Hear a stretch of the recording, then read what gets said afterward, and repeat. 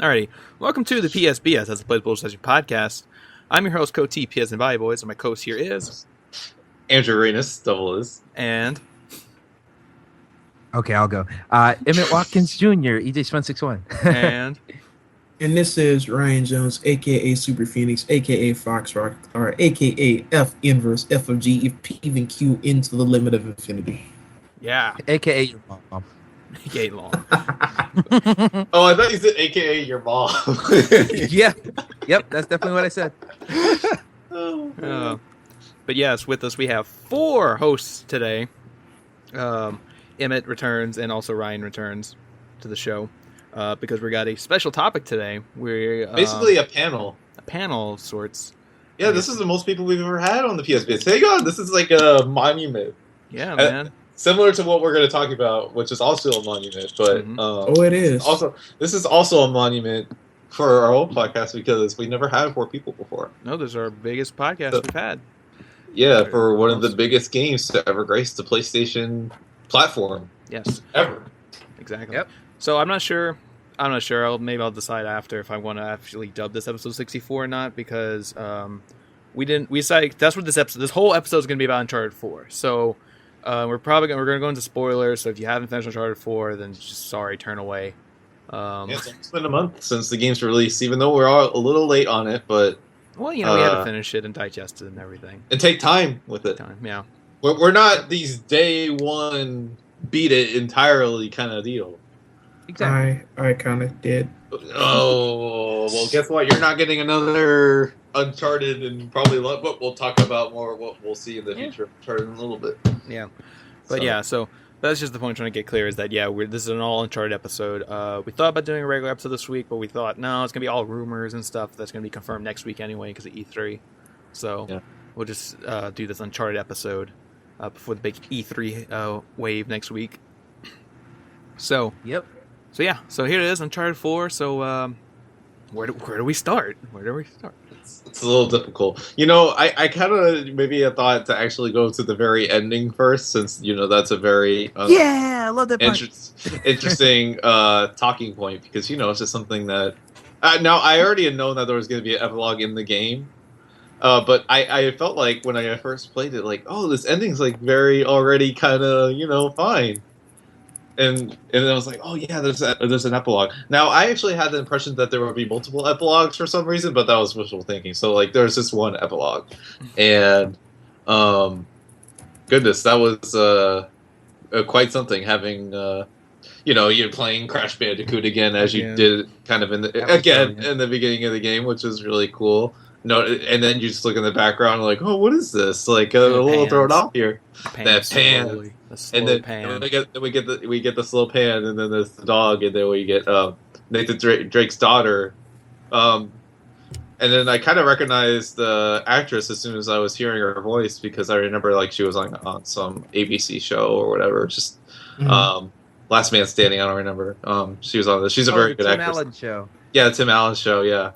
Oh, you mean Caitlin Dever? Her name is Caitlin Dever. Yeah, and like I was like, thank goodness I didn't. I kind of muted Neil Druckmann on Twitter, because like he was posting like pictures of her, like with the mocap and everything, and I was like, I don't remember like any of this, but like I saw it out of context, so I didn't know like who she was playing as. I thought maybe she was just like be some character. Start panicking the whole game. Like, I haven't seen any young female characters in this game yet. So, any young people on Uncharted, really. So, I mean, it was like on the back of my mind. But then later on, he tweeted like a fan art picture of her. Now, what was her name again? I don't know why. Cassie. I don't know. Cassie. Yeah. Cassie Drake. Like the singer from P. Diddy. Yeah.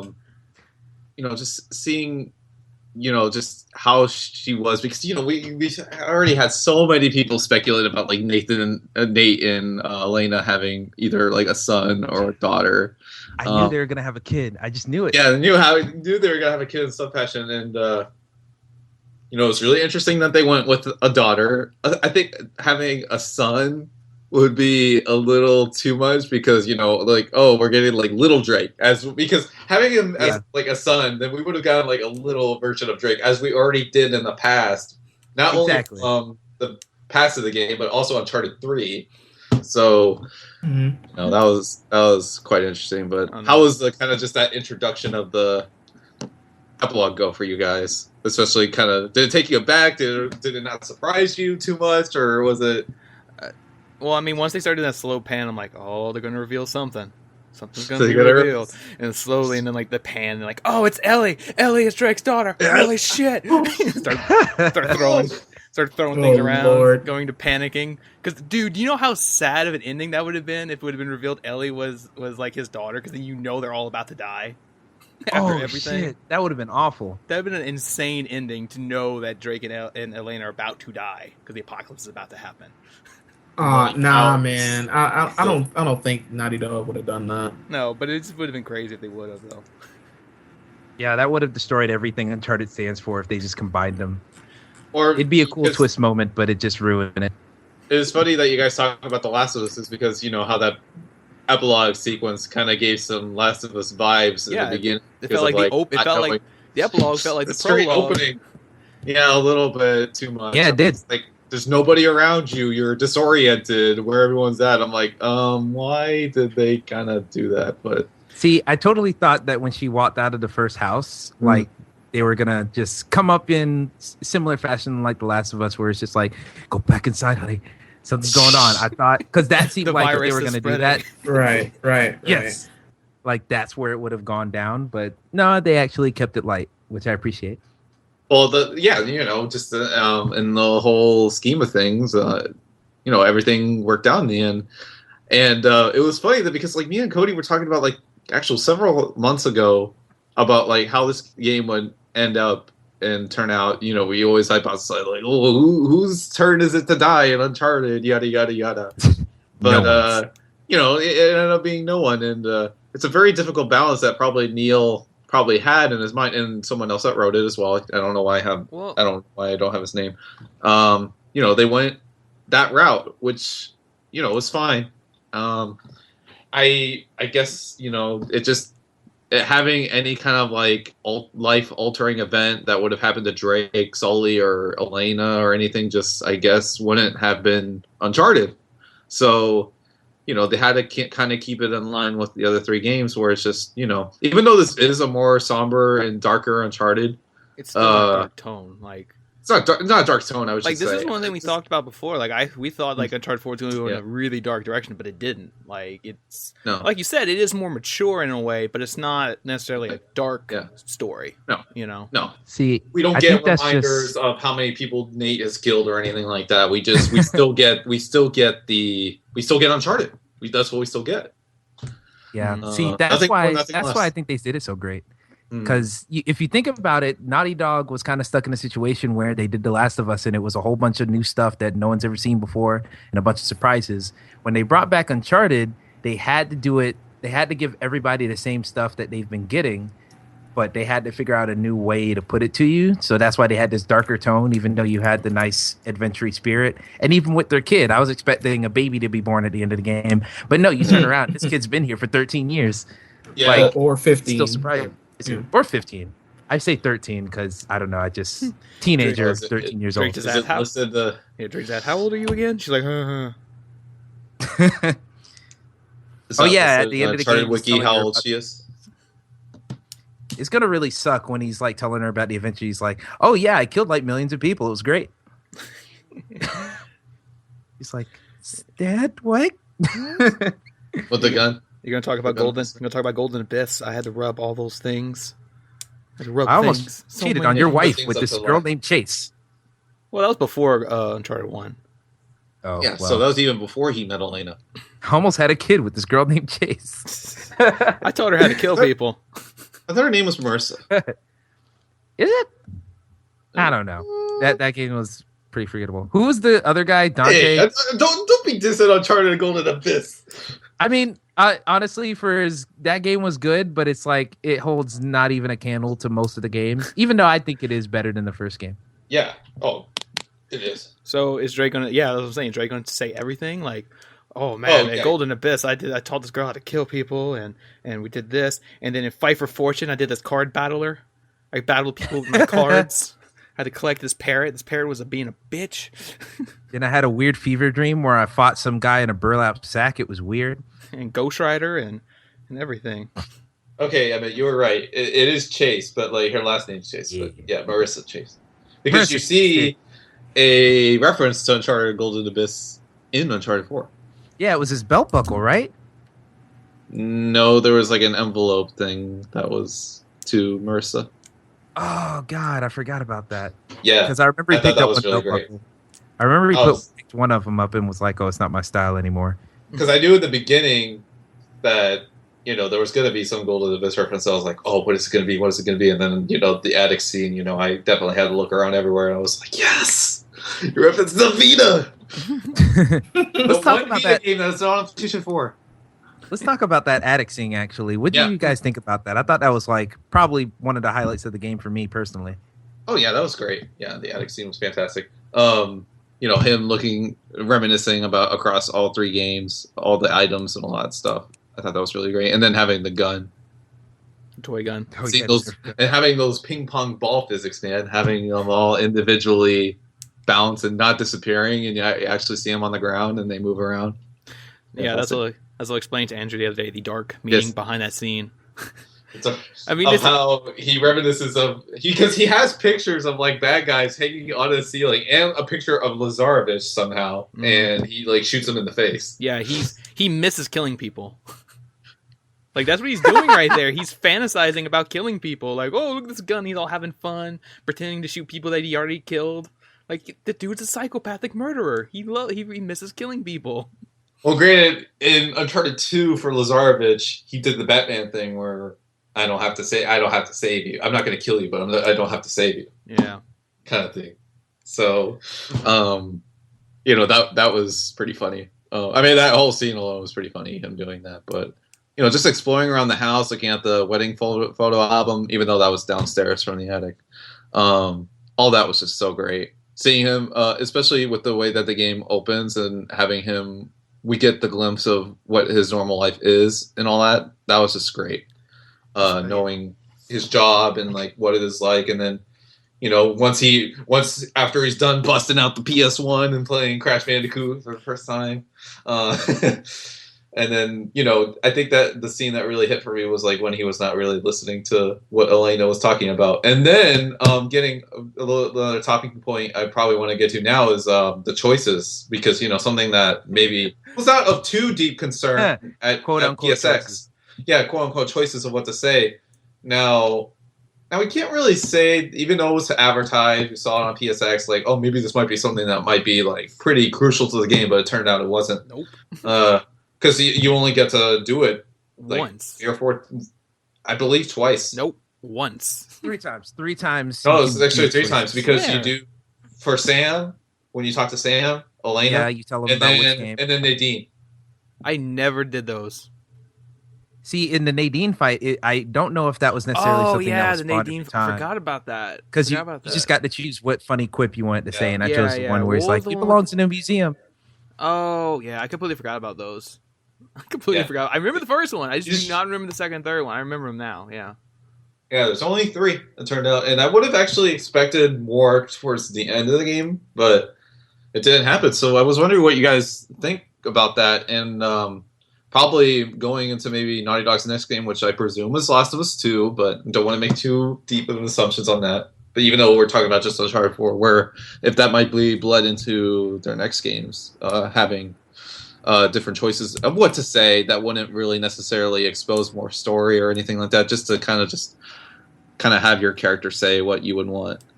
Because seemed like they delved into a little bit of that here, but didn't really go into it too much. Yeah.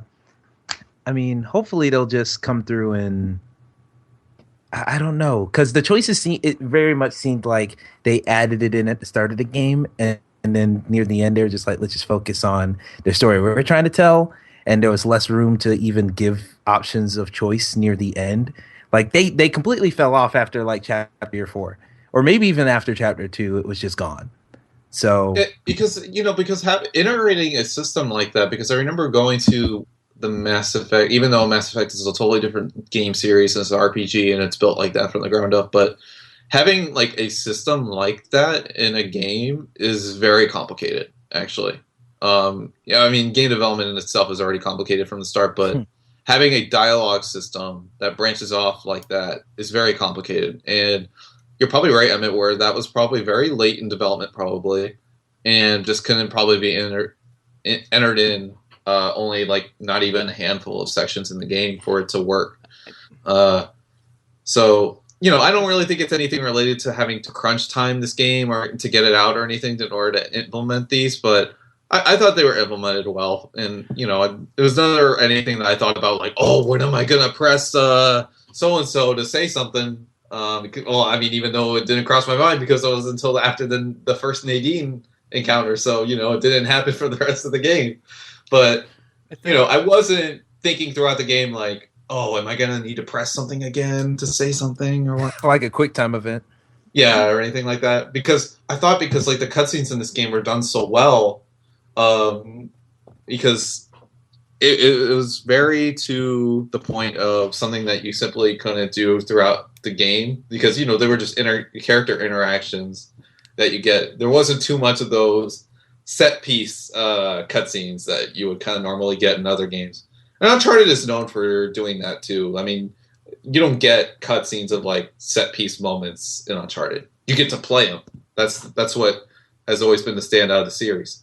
So I think it's more evident than ever in the Uncharted 4 that we get, we get to play out these really amazing set pieces as opposed to watching them play out.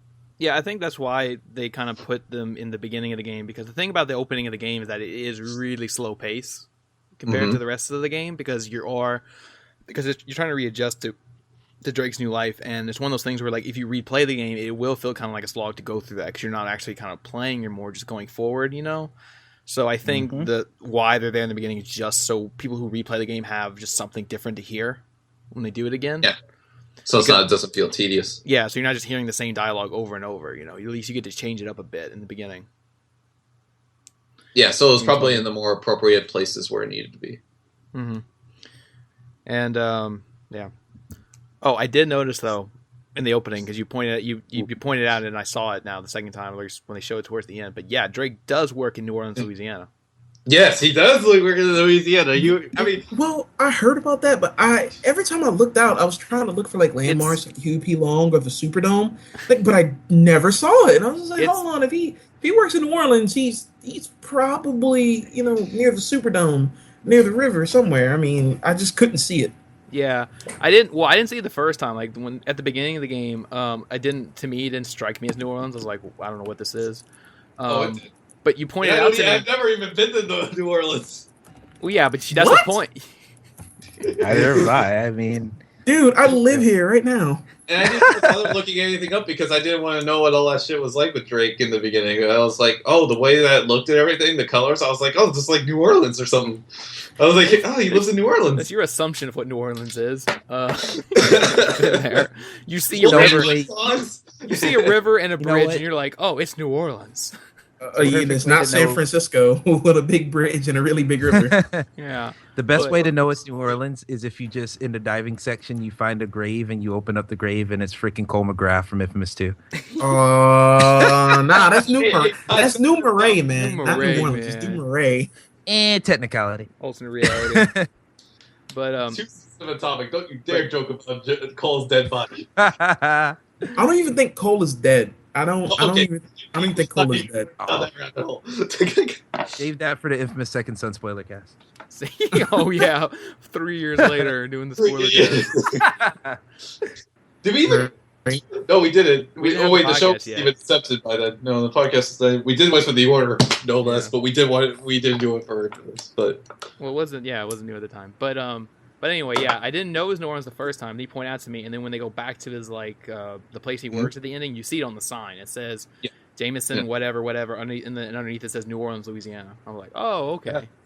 Like Drake lives in Louisiana. Yeah, it's pretty neat. Well, I mean, I heard like a lot of the developers, or some of the head guys from Naughty Dog, like they have connections, or like they lived in New Orleans, or like their dad was from New Orleans, and they would tell them stories about the city. So that like they love they actually really love the city of New Orleans. Yeah, I mean, yeah, it's a really interesting place for Drake to live. It's somewhere different. It's not like California. It's not or anything like that because because Drake it's interesting. Silicon Valley. No, I mean, unless he's going to get rich out of all the things that he did. It also makes sense for Drake's character, like him as a character, to live in a place like New Orleans. Where else would you find a guy who's so used to traveling the world and taking in all these legends and harrowing experiences? Where else would you expect that guy to live if he wasn't living in some exotic place? He would live in New Orleans. He did at the end. I mean, he lives like on a friggin' island in the end. So. Oh yeah, I mean, but outside of that, you would expect a guy like that to live, in a city of, a city like New Orleans. Wherever he got that job too, and that probably factored into it. Oh yeah, definitely. Get a lot more established jobs there, but yeah, I mean, it'd be interesting to see if New Orleans, if New Orleans were to show up like, let's say, it's like Last of Us 2. It'd be cool to see New Orleans all messed up and like infected and like the water and everything. Well, it already was. It was enough for dead. I wasn't. Oh yeah, jeez. Yeah, Left 4 Dead. I forgot about that. I didn't play it. Yeah. So. You just go to PlayStation, darn it. Valve. I've only ever owned the PlayStation, so never played Left 4 Dead. Left 4 Dead's so cool. What else for Uncharted? I don't know why I'm blanking now, but now I know you had a question about Nadine, and I really want to say something. We did have a question about Nadine. It's funny because we talked about the first Nadine encounter, how cool that was, but like the second Nadine encounter was really cool too. I really like that fight sequence. That was really cool. Oh yeah, with the two brothers just that was really just getting whipped the entire time, and like climbing around and like seeing like I'm like, oh man, is Nadine gonna get killed right here? Nadine gonna get killed right here? But we have a question from Lou Turbo about Nadine Ross. Okay. He says, was Nadine Ross essential to the plot of this game? Having her as a means to have her army to then be bought out by Rafe just seems silly. She was the ultimate plot device. That's all Nadine was. She was just a means for Rafe to have an army. I mean, honestly, the story. But then when Rafe buys the army in the end, wait, we'll get into that. But yeah, as you were saying. No, I was just saying, like, the story exists and gels just fine without Nadine. To me, I feel like Nadine was just that character to serve as muscle. Not very much going on with her personality.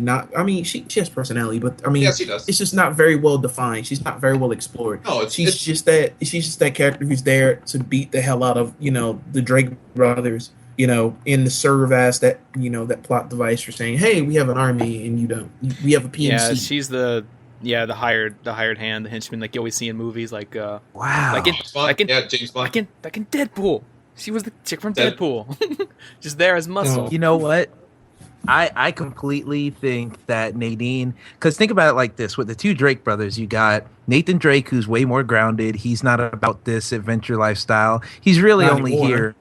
Exactly, not anymore. And he's really only there because Sam. And then even at the end, Sam's completely just gone off the deep end and wants to get this treasure. And then Drake is kind of there begrudgingly almost. I feel like Nadine is the same way, where she's on this because she has a contract with Rafe, and she's here because she's more or less been hired by Rafe and his services. She's only there for that. And in the end, similar to how when Sam ran off to go get the treasure and Nate had to follow him, Nadine doesn't have that emotional connection. So when they're on the ship, she's like, you guys are crazy. I'm getting the hell up out of here. Yeah. Adios. Well, she told Rafe that after the boss fight, like, my men are getting killed at an alarming rate.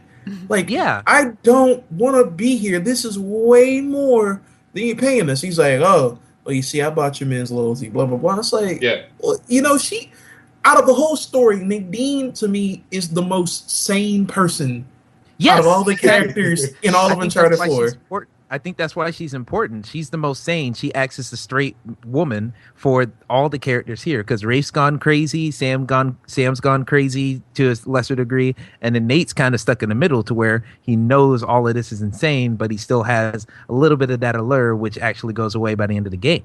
Well, as far as, if I can make a caveat about Drake, I mean, Drake was kind of okey-doked into this in the first place. Drake's thinking, I have to do this so my brother doesn't die again. And then later on, it's like, hey, everything I told you was a lie. I'm perfectly fine. I really just want this treasure. Because that was the thing. That was like the plot thing that I wonder, Cody, you agree with me on this about like the typical like twist with like the brother. If there was going to be something with him, like because I suspected that he was going to work with Rafe the whole time. Okay. So I'm glad you brought that up. So let me explain something that I don't know if anyone pulled out, did a whole thing on yet. So here's the thing. So as I was playing Uncharted 4, all right, and then they do the whole thing where Drake's brother like dies in jail or whatever, and then they say, 15 years, I was stuck in jail for 15 years, and then it clicked with me. I was like, oh shit, did Sony spoil the ending 3 years ago? Because in the very first teaser thing for Uncharted on PS4, you hear that narration, and the guy's just all angry, like, you left me in that hellhole for 15 years, and I'm back or whatever, and he sounded angry and like vengeful, because the 8 months of shooting, mocap shooting that was scrapped. I mean, and then that's what I was about to bring up. We can't forget that, because I think that's actually something very important to bring up. Thank goodness you brought it up, because I think I actually would have completely forgotten about this point of how the overall direction of this game and how it panned out. Change. It probably did change. Actually, like I'm a little skeptical of some people are like, oh, if you didn't know the context that Neil and Bruce produced this game, you would not have known. I'm like, I think you kind of, if you played Last of Us and you played like Uncharted 3 to Last of Us and then Uncharted 4, I think you would have known.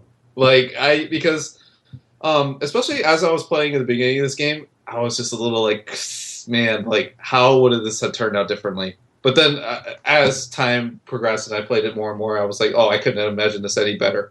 But I really wondered how different this would have played out. And then having Nate's brother maybe potentially being like the villain or like the bad guy. Yeah, that must have been a first draft, like because that might have been the thing. Like the first version of this game when what's her name, Amy Hennig was working on. Maybe that was the darker story. Yeah, well, potentially, or just something that I just felt like. I actually thank goodness they didn't go with it, because that would have been so. But that's the thing though. That had to have been it. Like Drake's brother had to have been the villain at one point, because that's what that narration was. That's what that whole thing was. Was basically his brother swearing vengeance against him. Yeah, don't get me wrong. Yeah, I watched that trailer again too, and how it was a different voice actor and everything. And, but it's still the context of what he's saying matches with Sam's story. Yeah. Oh yeah, you get remnants of that here. Yeah, I kind of wish. Hopefully, one day we'll get to know the whole story or something, or get like a draft of the whole script or something. I would love to. What was the original story going to be? Yeah, what was the original story of Uncharted 4 going to be? Probably going to have to wait years for that to happen down the road. But that's something really interesting to point out. I think Sam definitely would have been the bad guy, but instead I think we get something a little bit more clever, where he lied to Drake about the whole deal. Rafe saving him. Rafe saving him and everything, and that was quite like I felt like the same thing, even though I didn't have like as big of a connection to Sam as I did to Sully and Elena, but like that's still like hit like, oh man, my own brother lied to me and whatnot. Well, I honestly was afraid of the game taking that same twist, but it kind of went over itself again. Like if you think about it, Uncharted, I think it was Uncharted 2 that had kind of the same thing with Drake and old friends turning on him. And it was like, man, it's like, are we treading the same water all over again? Not really, because Sam is still at the faint of heart. He just he told a lie, and for all that that Rafe saved him, yada yada. Even though, yes, that is kind of like a traitor move to do that, because of that's what got Drake to go in the first place. But I don't think it's in the realm of Uncharted 2 predictability at all. Well, Uncharted 2 was just, it seemed like just a whole underground world of just, they were all thieves. They were among thieves. So everyone was kind of scheming. Right. But with Nate's brother, it seemed more like how someone with a drug addiction would lie about something. He's addicted to that treasure. He's addicted to the treasure. He's addicted to that life. He wants that so bad that he'll lie and scheme and do whatever he can to get people to do it. It's not necessarily of malice. It's more of just inability to just stop the chase. Well said. Yes, there you go. Yeah. I do want to raise one more caveat, and it's something that's always managed to piss me off, or maybe I just never noticed it. How come every single time they find the thing they're looking for, they find a way to blow it up. I know. Because you would think after all this time, they would think, hey, there's a good chance of this blowing up. We need to figure out how to get all this stuff away safely. Well, like, here's the thing, because, like, in this game, more than ever, because you had the other two, well, 1, 2, and 3, where it was, like, lost cities, and you had, like, just gigantic, ridiculous amount of stuff. But with this one, I felt like this was, like, even though Drake didn't really want it at all, I felt like this was the closest Drake has ever gotten to fortune, because, like, once I got in there and you saw, like, all the gold, like, surrounding you around you, like, what is probably, like, millions of dollars worth of, like, stuff. And I was, like, shaking. Like I was, like, shaking along with Drake. Like, I would, if I was in that situation, I'd be shaking with excitement. Like, oh my God, I get all this stuff. But then, it all goes to crap later on. Literally just walks right past all of it. Yeah, well, yeah, because then he was looking for his brother and whatnot, and then we get the confrontation battle. And I was actually kind of curious what you guys think of the final confrontation with Rafe and having the whole different gameplay element. A little akin to Metal Gear Solid 4, but not to that realm, really. Where you get, like, fighting. Course. Yeah.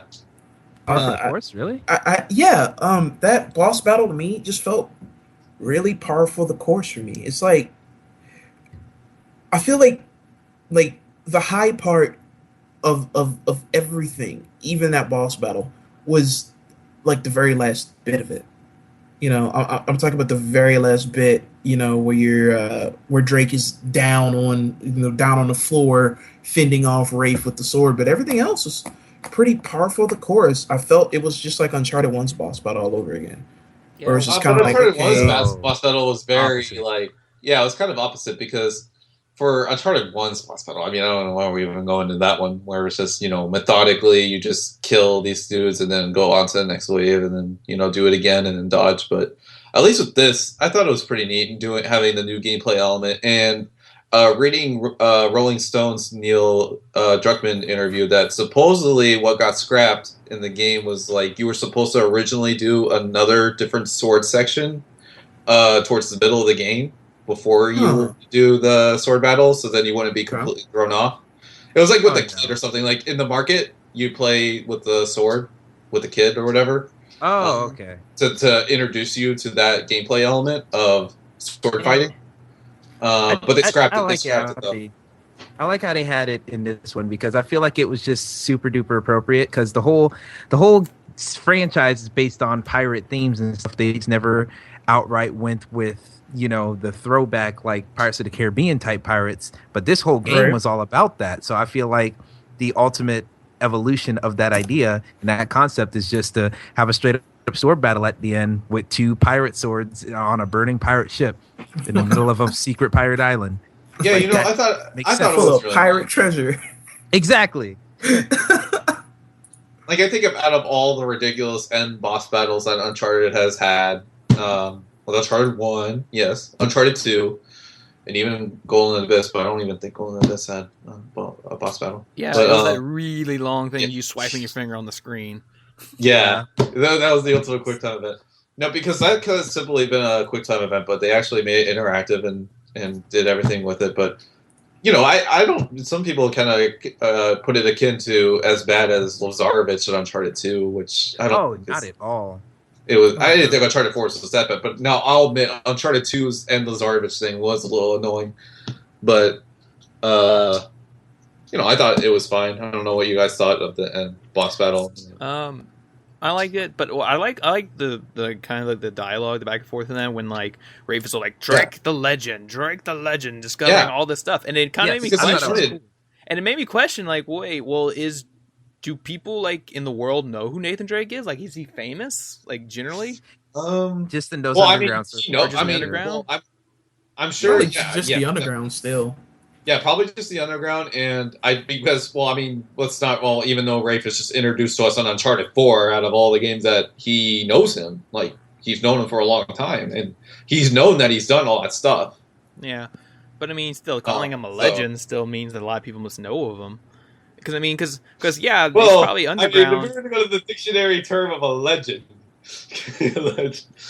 I mean, a legend is it's not just one other person because there's you a legend where you would think a lot of people because they're a legend, but an extremely famous or notorious person, especially in a particular field. Yeah, see, famous in a particular field. Famous. Well, think about it like this: like Very Nathan well. Drake is famous in his circle, like Yeah, Kimbo Slice was. Yeah, I don't think like Drake is well renowned. Like everyone knows him. Like, oh, you're the Nathan Drake. I mean, it's the same thing with Indiana Jones. I mean, people knew of Indy in his circle, but like, was he recognized everywhere? Not at all. See, I got to agree. Nathan Drake is the Kimbo Slice of video games. Right. He's Kimbo Slice levels of famous. Where if you're into that world, if you're immersed in it, you know who he is. But if you're not, he's just another guy on the street. Yeah, he's not gonna be like out on the street like, oh, you're Nathan Drake. You're not. He's not gonna walk up to Starbucks and be like, oh my god, it's Nathan Drake. But we see it again at the end when like you see Cassie on the National Geographic or whatever, and it's like, oh, following the footsteps of her parents, and I'm like, okay, maybe Drake went more legit, being like a legit adventurer, but still, like when he went legit and people started knowing him, like then people look into his past and go, hey, you're that guy that blew up Tibet or whatever. You're the guy who almost blew up every city he stepped foot in. Yeah. Not taking into account that all the people that he's killed, and like any of the family members of any of these people that he's killed, knowing that Drake killed them. Hey, we're getting too meta. No, like I finished Bloodline last night. That shows that it's very hard to get away with killing people. So I don't think Drake can just go away, just like everybody just be like, he didn't kill nobody. He's all good. He blew up every one in the face. Yeah, we also saw how hard it was like to keep it in pain and gain. Oh god! No matter how many times you slice up a body and you put it in the freaking lake, you still get caught. Yeah, I mean, that movie. We see it in Uncharted 4 when like Drake and Sam are on that bike, like they're on the bike, they're on that motorcycle. The whole thing happens. They blow up that town with everything. That was public, that was very public. And when they get off the bike, the guys are just staring at him, and then Drake's just like, okay, let's go. Let's get off. And even driving, they're like, we can never come back here again. Yeah, we can never come here again. Can never come back here again. Well, we never, like, when Sully and Drake had that back and forth in that amazing sequence that we're going to probably have to talk about next, that Sully says, like, I guess we can't be in this city anymore. And then Drake's just like, add that on the list. Right. Add that so, yeah, they have a list of it. They have a list of cities that he can't go to. Or, unless he destroys them. They're probably getting like stopped at customs every time. Like, no. Sorry, man. I'm not coming back here ever again. Vehicle renting places now. Like, Nathan Drake. I'm not sure if I'm gonna allow you to rent this car. You're probably gonna total it or drive it off a cliff. I can totally see. Only did that once. Totally see. Yeah, he did that once. I mean, that was from James Bond, wasn't it? Well, yeah. Oh, yeah, I can't let you rent this car.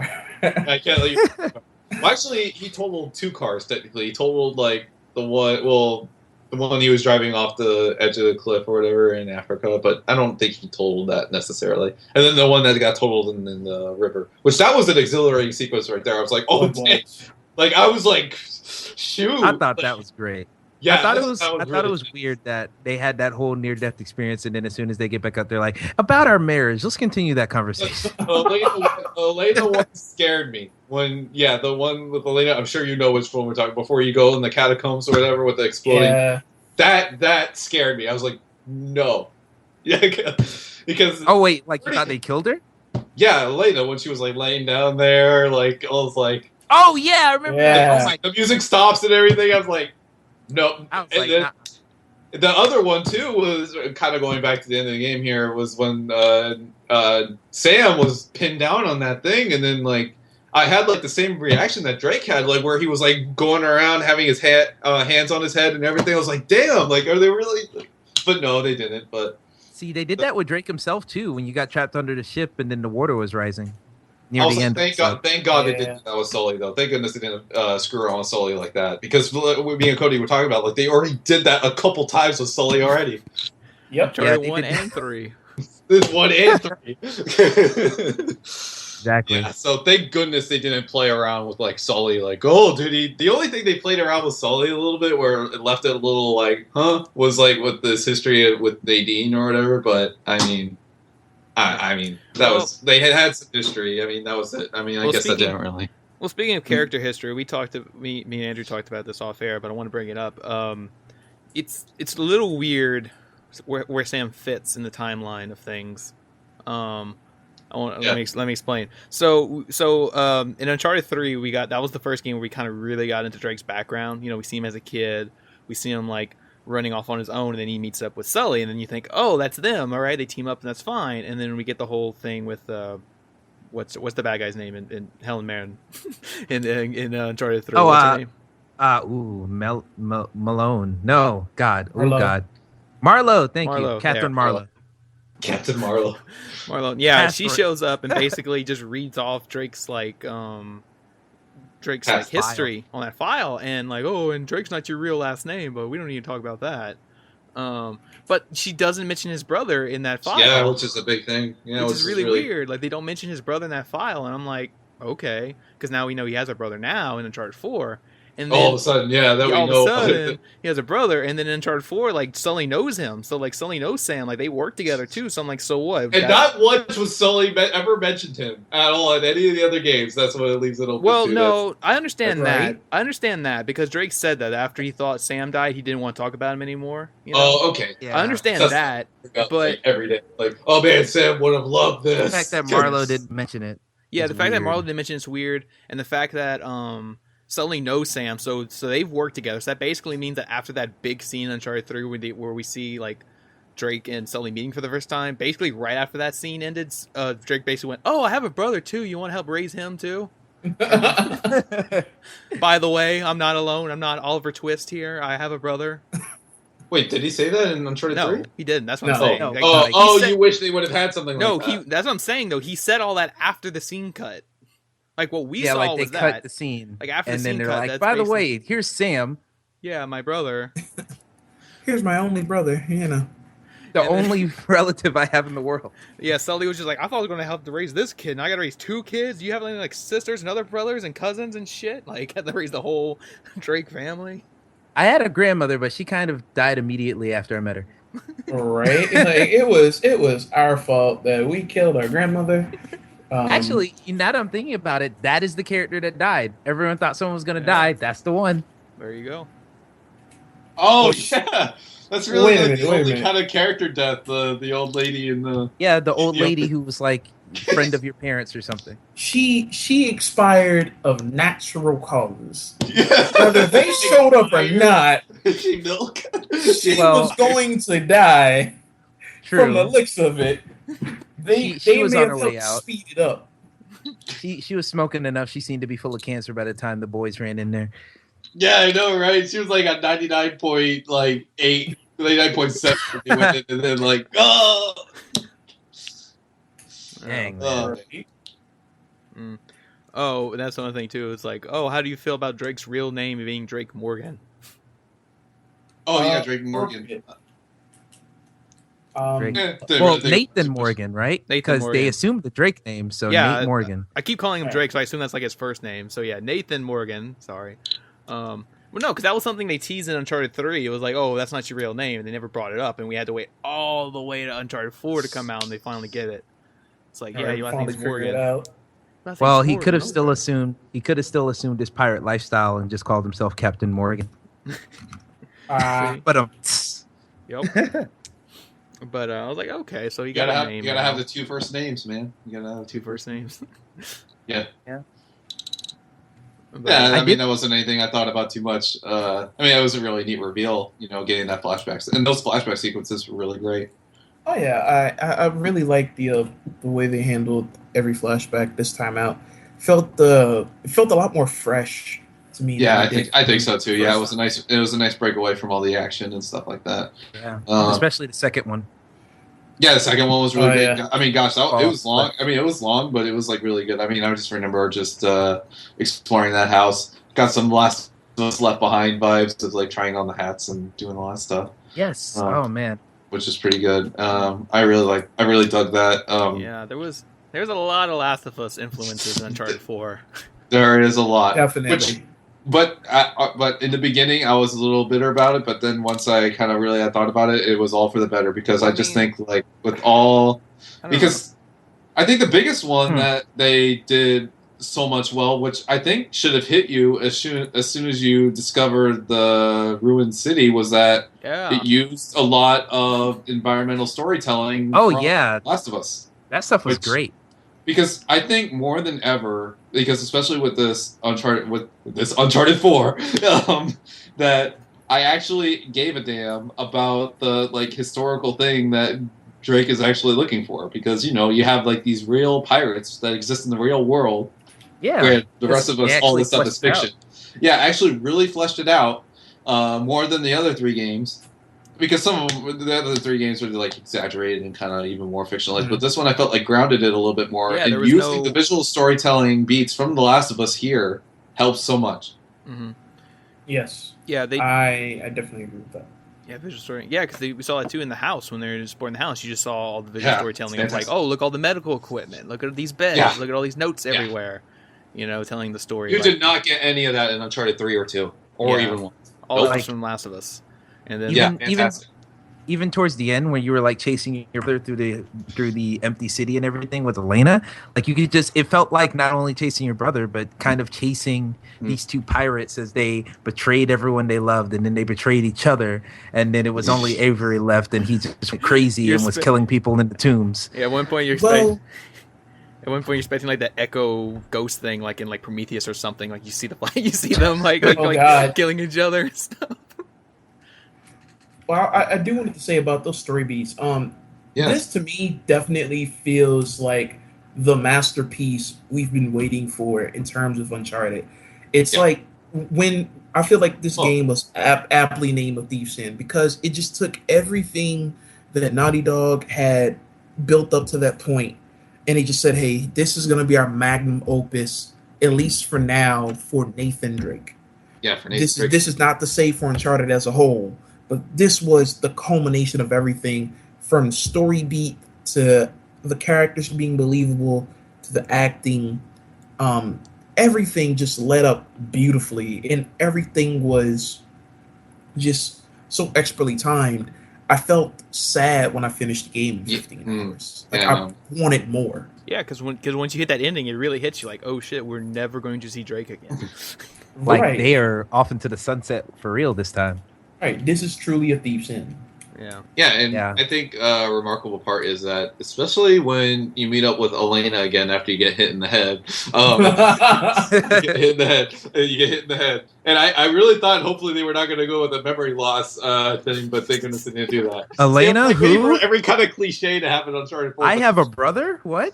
Who is this beautiful lady? Are you an angel? Oh my god. I'm married? I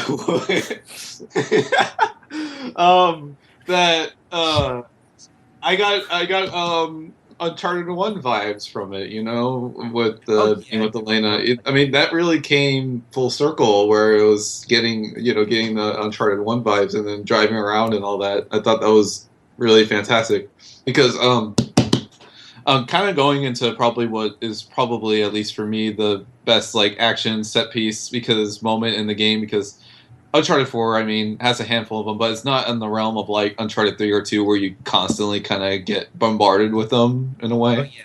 3 is because I mean, 3 you had the train. Well, no, 2 you had the train. 2 was the train. 3 was the train. I don't know why. 2 was train. Then, you had the awesome cruise ship thing that was awesome, amazing, and then you had the plane. The plane was nuts. Yeah, the plane was incredible. But then 4 we had the really extended convoy chase sequence, was just fantastic. Yeah, but that was in Uncharted 3. Yeah, wait. Yeah, I'm gonna get to that in a second. Yeah. Well, I saw someone's 2 as well, which I might actually cite in this video. Someone's convoy analysis. All 4 Uncharted games, because all 4 of them have had some sort of convoy shoot 'em up style set piece before. Yeah, Uncharted 1 kind of had one. Uncharted 1 had one, but that was only on rails. You were only like shooting like the grenade thing, and you were just blowing them up. Yada yada yada. 2 took it a step further, where you were on the like cliffs and whatnot, and it was traversal. You were moving around. You were going from car to car, blowing stuff up. That was neat.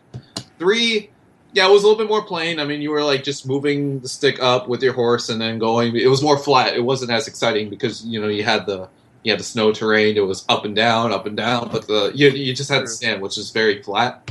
Well, 4, this was just full on. You were a participant in everything. You were driving. You were shooting. You were shooting. It was being shot at. Yeah, being shot at. It was open. It's open ended. You can take the cars. You can do whatever you wanted. You could drive wherever. Enemies would come at you, depending on your speed, and they would fall off trying to get in your car if you were driving a certain way. Yep. It was remarkable. I think that. I mean, God, I wonder how long that sequence took to develop alone. When I come to think of like I remember hearing Naughty Dog talk about the last sequence in Left Behind, which wasn't really a grand sequence if you remember, being chased by the clickers. They said that sequence in Left Behind took Last of Us. Yeah, Last of Us Left Behind, the sequence where Ellie and her friend are getting chased by the clickers, like that little like set piece like moment. They said that set piece moment took like 3 months alone to develop. So like I can only imagine how long that convoy sequence to get that all down right on Uncharted 4. I mean, that must have took like 6 to 8 months to get that down because that was just crazy. Oh yeah. Was that everyone's favorite sequence, or did anyone have any other favorite? That was my favorite. Pieces? That was a set piece moment. That wasn't like Uncharted 4. Moment, yeah, just Uncharted 4. Set piece moment on Uncharted 4. I mean, I think that was the biggest set piece moment. Everything else to me is kind of a blur because I just devoured that game. Yeah, true. Mr. Beat It in one day. Ooh. Hey man, I didn't have to go to work the next day. I had my bag of Doritos, my whole bottle of Mountain Dew. I knew it was those two. Like I was ready. I took the day off in preparation for that. I really did like. I know what my least favorite was. What was your least favorite? Oh god, when you ride in the damn elevator, when you have to like put the Jeep in the elevator and like you on it. I hated that part. I hated that. You had to too. shoot people on like the very small platform. Mm-hmm. Well, you can jump off and go to the other platforms. Just the game doesn't make that very clear. Like, hey, you're probably not supposed to sit here. Yeah, I was over there trying to just hang on the side of the cliff, and then I ran out of ammo after 2 guys. Like, what do I do? Yeah, they don't give you any. I had to learn. They don't give you unlimited ammo in this one, like in some action scenes in like the other 3 games. And was there parts where you had basically unlimited ammo? Oh yeah, when you fought the monsters in 2 and everything. Yeah, but like they didn't have that in Uncharted 4. Like if you were like hanging on the rope and you ran out of ammo, you were out of ammo. Time to climb up the rope and get on the Jeep or whatever. Jeez Louise. I will say this, and I guess I'll be the Debbie Downer. I think that out of all 4 Uncharteds, this one to me had the weakest set piece, with 2 and 3 being like for me, like the train and plane sequence was like, and underwater with the ship, like that just blew my mind apart. Like in terms of set pieces that you can have. Oh yeah, definitely. Well, that's the thing, because I wasn't really put off by that in any respect because. Thinking about what Uncharted 4 originally was supposed to be again, that ever since this was announced in the beginning, when it was just Uncharted, let's not forget that, when it was just Uncharted, Neil Bruce talking about it the day of when the PS4 was launched. Yeah. I envisioned this game in my head where it was not even going to be like the other 3, even though there was part of me that did want it to be like the other 3, and that's what maybe it was going to be from the beginning once Amy and Justin were headlining this game in the beginning. Now, that could not have been the reason. It could have been a variety of different reasons why they left. But, I just think, if maybe it would have gone down that road and, Sam being the bad guy, yada, yada, yada, and having maybe more set pieces, then I just think maybe Uncharted 4 maybe would have been a little rudimentary and a little routine. Which I don't know. I'm not really. I mean, that would have went over great. Yeah, seeing even more amazing set pieces on the PlayStation 4 and all that. But I'm really glad that Uncharted 4 took a different step in a different direction as opposed to me. But that's me making assumptions that maybe the original vision for 4 was going to be exactly like 3 or 2 or even 1. But I'm glad that they went with a different direction for 4 because due to the fact that they had to scrap everything that they had originally tells me that they had to go in a different direction. See, I don't even know how they could have topped 2 and 3 because if you think about it, they covered all the bases. Like Uncharted 1 didn't have any set pieces because it was, Uncharted 1 the first time. But 2 had the train, and that was the big thing everyone freaked out about. And then 3 not only had the plane, but it also had the boat. So you're covering land, sea, and air already. So how do you top spaceships? That? How do you up the ante? Well, you see, to me, it had that Fast and Furious syndrome, where we've seen such incredible set pieces. How do you possibly top this? And you know how you do it? You substitute the eye-popping action for more substance and for more context. Amen to that. And so, like, where Uncharted 4 fell a little bit short with the set pieces, they put it in places where you're ready for it. Like, man, you've had enough of being stealthy, you've had enough of exploration. You're hungering for something dynamic to happen, and then bam, we don't hit you. It's like that perfect meal where your appetizer's on point. The drinks are being refilled at the proper time. The main course is here. That one big set piece. You're just like, finally, I have it. Then everything else is dessert and an after dinner conversation, and it just wraps up perfectly, just like that. Yep. Yeah, because he's on point. Yeah, that's all good. Yeah, because that was the thing about Uncharted 4. Like towards the end, you kind of felt like they were running out of steam because, like, well, another set piece we didn't talk about I really like was the bell tower. Yeah, the bell tower. Yes, it was great when it collapsed. That was my favorite one. Yeah, the bell tower is great. Yes. You see that bell treasure and you jumping between the bits. Yeah, that was a great action scene.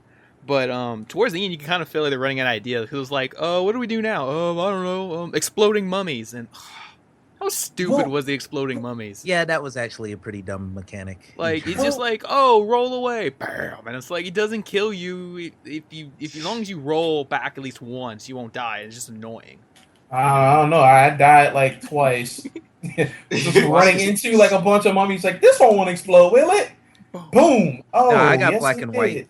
I got black and white a lot, but I didn't necessarily die too much. Maybe died once. That's it. It was just annoying. And just the sound mixing with it too was just kind of off. At least on my sound system set, where like it was just kind of just so like because the dialogue would be really quiet, but then like I have to turn it up to hear what they're saying, and then the mummy explosions would come. It was just super loud.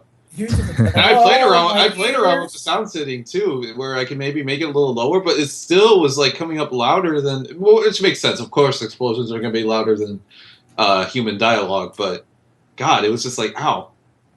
Like the feeling that Nathan was getting when he was getting his ears, I was having the same way playing it. Right? You're like, why is this happening? Yeah. So, I mean, I didn't find that part too annoying. I mean. Actually, some of that annoying shit kind of just gave me some Uncharted 1 vibes. That's why it kind of came full circle for me a little bit, having that. Now, what did you guys think of just ended up just having no supernatural twist, not having any kind of, whoa. Well, that Uncharted 2 or 3 made me go, whoa, with the or even 1. One did it too. Yeah, because... Yeah, you're talking about like alternate enemies because like Uncharted 1 you fought those zombie things, Uncharted 2 you fought those like climbing blue people, and then Uncharted 3 you fought those like Ghost Rider clones. Which that had like the bow guns that would two-shot you. Yep. Oh god, I hated those on Crushing. Kill me. But it was a little difficult because those Ghost Rider things weren't even real. Yeah, they weren't real. See, that's the thing. I think ever since Uncharted 2, they've been going away from the supernatural twist because even in 3, you just got drugged. So it didn't really change things much. But I like the fact that they didn't have that. It kind of showed how Naughty Dog grew up because if you think about it, in the context of, if you think about how realistic The Last of Us was, and this is a post-Last of Us Naughty Dog, the supernatural twist in Uncharted 4 is the fact that he kills all these people without dying, caught, without dying himself. He does all these impossible human feats that are just ridiculous to the everyday man. That's the supernatural twist. Well, it's the superhero suspension of disbelief. So in a world of people who are destined for greatness, we have a degree of expectation of what they can do and what they can't do. And Naughty Dog has gotten real good at letting us know, hey, Nathan Drake, while he is a BA and he can beat, trained soldiers, Nadine whipped the life out of this man. It's like, hey, right. It's like, hey, look, Nathan Drake may be good enough to take out 13 armed guards who are supposed to be professional military, guys, but one woman without a gun can kick him through a window. Like, wait, Naughty Dog, excuse me? Feminist AF, bro. Right? I mean, did you? They actually had a headline about that too. Yeah, if you guys heard about that. Yeah, they had to take. Yeah. Oh, another thing. It was like towards the end. I thought it was kind of weird and annoying. So you know that part when like you open the door and you get caught in that net with Elena. Yeah. You're like, oh, swing, grab the sword. I'm like, doesn't Drake have a knife on hand? It's like, no, you got to swing and grab that sword. He comes really unprepared, dude. Like, he doesn't even carry. After all these adventures, he doesn't carry a lighter. He doesn't carry a knife. Well, at first I was gonna say, but doesn't he have a knife for that climbing? But it's not a knife he uses. He uses a little pick thing. Yeah, it's a little pick. Yeah, well, you have to find a pick thing. Like, you can pass it up. Yeah, he didn't even have it. God, he found that, right? Or else he wouldn't be able to traverse through the rest of the game. All right, it's like that pick thing, dude. I was just like, wait a minute. Do I need to get this? Is this like a collectible? Yeah. It reminded me of Tomb Raider when you were using a little axe as a pick. If you think about it, if Nathan Drake had a knife on him, he would just use that for self-defense, and the game would get so much more dark. Oh yeah, I know. You're like stabbing people in the chest, like for combat. Oh man, that would have been awesome having Drake. Right? You stealth kill. Stealth kill. You like slit their throats when you stealth kill. Like that's a legit stealth kill. Like, Drake, what the? Or like you have like a throwing knife. That would have been awesome. Oh my gosh, that's like a Modern Warfare 2 ass thing to do, right? That's how that game ended. Games where you use a knife or what? I mean, not that it would be dark if Drake were to use a knife. I mean, it's one thing to punch a guy into submission. It's another thing to throw a knife at his eye, or to take or to take a gun and take a guy's dome piece off. I mean, nothing dark about that. He's just dragging off sniper rifle. You know what to do, players. He's not dead. He's just sleeping really hard. It's an alternate universe where paint guns got really advanced. And this paint gun makes this guy go, ugh, and fall off of a tower. He's not dead. And all the paintballs are red now.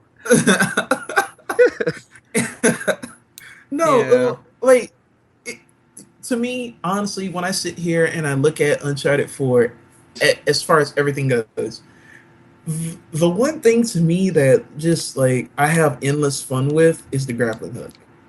Just grappling hooking across a cavern in Superman punching a guy into next millennia is endlessly fun. Yeah, I can only imagine in multiplayer. It seemed like you can do the same thing. Oh yeah, multiplayer. You can do the multiplayer. I just had a match in multiplayer where they have this one super ability where you just throw down a dome and all the enemies are slowed down in the dome. I had that thrown at me, but I was on the grappling hook, so I just slow motion just came down on a guy, and no one shot me the whole time. It took me like 5 seconds to get to the ground, but I finally got him. Died right after, but it felt good. Yeah, but by the way. No, you brought the little grapple hook. That reminds me. It's like, I thought that was funny in the game when Sam hands him the little grapple hook, and then he's like, you know how to use it. Drake's like, of course, I'm an expert. And I'm like, I've never used this in Uncharted series. I've never seen him grapple, and yet he's an expert at it. He's an expert at everything. That's what they use except being prepared. That's what they use the flashbacks to childhood. I think that's kind of used to justify that a little bit because they show you when he first used it with his brother and everything. So it's implying, I've been doing this for years. I just stopped because it reminds me of his death. Yeah, I was about to say, so in Uncharted 1 and 3, he's just like, nah, I don't use grapple hooks. They remind me of my brother too much. Holding in the tears, and then he starts shooting people with his guns. I just imagine, like, all the sections of the game where they're like, hey, give me a boost over as well. I have a grappling hook. Why do I? Yeah, everyone's been saying that. Like, give me a boost with this ladder. I have a grappling hook. Why do I need... Huh? But wait, here's my question. Where do you grapple from? You grappling hook the top of the ladder. You pull the rope down. Like you just climb up.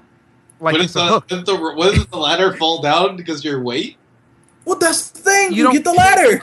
Yeah, you just pull the ladder down to you. You don't like hook onto the ladder and then climb on the rope with the. Oh boy, that's a physics lesson. Physics. I don't even want to get into physics. Well, it's like The Last of Us. Pallets don't float. But what we do need to get into here is the rest of these questions. Yes. Oh yeah, please. Not to unnaturally go through these here. No, but, we just want to cover them. This one is from Q the Karma. And basically states here, is the DLC going to be unveiled at E3 to keep the momentum going? I guess to keep the good word of Uncharted 4 going, at least have an announcement of the DLC and when it'll hit. I don't know. No. I feel like that DLC for this game would be in somewhat bad taste. Unless it's DLC for Cassie. Because, like, I don't know, man. I feel like they wrapped up Uncharted in such a nice, neat bow. Like, we'll talk about how they wrapped it up in a second. I feel like DLC would just, I don't know, it's just like be in bad taste. Unless it's like cosmetic DLC. You know what I mean? They've already confirmed that there will be a single-player DLC. Yeah. So there is going to be a single-player DLC. Now, the problem with announcing at E3, here's the problem. I mean, I know once E3 hits, the game has been out for a month, but the problem is I don't think they want to really talk about the single-player DLC because the odds are it's going to spoil the game in some way. Like you say, if it's about Cassie, then you spoil that Cassie exists. If you make it about Sam, then you spoil that Sam lives at the end of Uncharted 4. You know? So unless it's a straight-up prequel, they can't really talk about it right now. They have to wait until everybody's kind of like, have you finished it? Are you sure? All right. Here's the DLC. That's awkward. Yeah, you can't do that. That's why I think they're going to come through at PSX and announce that. That seems like the perfect place to do it. Then you got almost a year to play the actual game. Yeah, they'll probably wait till then because the odds are that's what the DLC is, right? Sam playing as Sam, doing something. Oh yeah, it's gonna be Sam. I know. I think so. I think so. Because I mean you play as 3 characters on Uncharted 4. You play as Drake, Sam, and Nate's daughter Cassie. So yeah, and they already have a build of Sam where you're able to play as him, and he has slightly different animations and guns and everything. So and the melee. So they have those assets. So similar to how the Last of Us DLC was all Ellie. They already let you play as her in the main game. Makes too much sense. That's right. And then Troy just comes back to the studio for a little bit. Well, yeah, I mean, that's what Ellie had to do too for Left Behind. She had to come back for a little bit, for about like 3 or 4 months, and then he'll just stay there. They'll just mocap Last of Us 2. Oh, that's right. You're like, hey, you want to grow a beard again? It's like, oh, you ain't leaving. He's about to walk out the front door. Oh, we ain't done here. Oh, wait, let me show you a little script for something we got here. It makes him cry like the first 2 pages. I had another daughter that's now dead again. No, I'm kidding. Going back in, added in more characters. Yeah, with characters that we don't know, but all of a sudden we know now. Yeah. That's the common thread. Oh, Jill. You do it. Every Naughty Dog's franchise has a daughter. They do. That's the common thread. Now, I know our guest here was talking about how it wrapped it all up. Now, Z-Man 007 or Z-Man 007, thoughts on the epilogue? Well, we already stated our thoughts in the epilogue. What did it do to solidify that there will be no more adventures with Nathan Drake? Have a daughter. Yeah, having a daughter, right? So it's that. Well, yeah. I mean, it's that extra step because I mean, we see the whole thing on Uncharted 4 was like, I don't want to go on adventures. I have a wife now, and that was like, okay, that was enough for him to not want to be on adventures. Now you have a kid. That's even more, reason for that. And also too is like what I mentioned before. Like now Drake really is in the public eye now. Exactly. Like as an adventurer, he can't go on these killing sprees anymore. His horribly underfunded homicide sprees can no longer be done in secret. That's going to be a really weird issue of National Geographic. Architect Nathan Drake went on a killing spree and killed 20 people in one area and got a trophy for it. And little narrative dissonance. Yeah. It's like it's almost like he was going for some imaginary achievement or something. I don't know what his deal was. He was alternating weapons repeatedly, from a shotgun to a handgun. Then he climbed a rope and did a headshot from the rope. It was all perfectly orchestrated, like he was going for it. It's like he wanted a trophy for his actions. It's all very specific. I will get a technicality on that question though, because they said, how much does it solidify adventures with Nathan Drake? Nathan's definitely not doing anything else, but I will argue that if Sam, I think we can all agree, if Sam's going to be in the DLC probably, then if they make another Uncharted game, that is definitely going to be the Cassie story. I think so too, and I think it'll be Sam showing Cassie how to do what her dad did without her dad knowing. You know? No. Then you start going. No. I don't think it'll be a group adventure. I think it'll be one of those things where it'll be. So like what? It's like role reversal where like Nate's now the Sully of Uncharted. Well, I think Sam will be the Sully for Cassie. I think it'll be one of those. That's how I feel. I think if you go with this idea that A Thief's End was just for Drake and for Nathan, and that then Nate is still in that, or not Nate, the other guy, brother, Sam. There we go. Shit. Right. I think A Thief. To me, I feel like this. A Thief's End wraps up everything for Drake, for Nathan, in a nice, neat bow. And now Cassie has that itch, that urge. And like, if we're going with the idea that it's in their blood, that this is what they do. That blood can kill people. I'm talking about exploration, not shooting a guy in the head and knocking him off of a bell tower. Bloodlust. Uncharted 5, Absolution. Because Elena did some killing too. Let's not forget. Oh yeah. But I'm saying, like, I can see it with them, with it being a story of Sam teaching Cassie or showing Cassie things, you know, with Drake being the concerned father, like, hey, I don't want you doing this. I still, the problem with that though is that you still end up bringing Drake into the fold, which is something I think that they don't want to happen. I mean, yeah, he's not the main character, but he's still like a part of that, you know. Well, you bring him.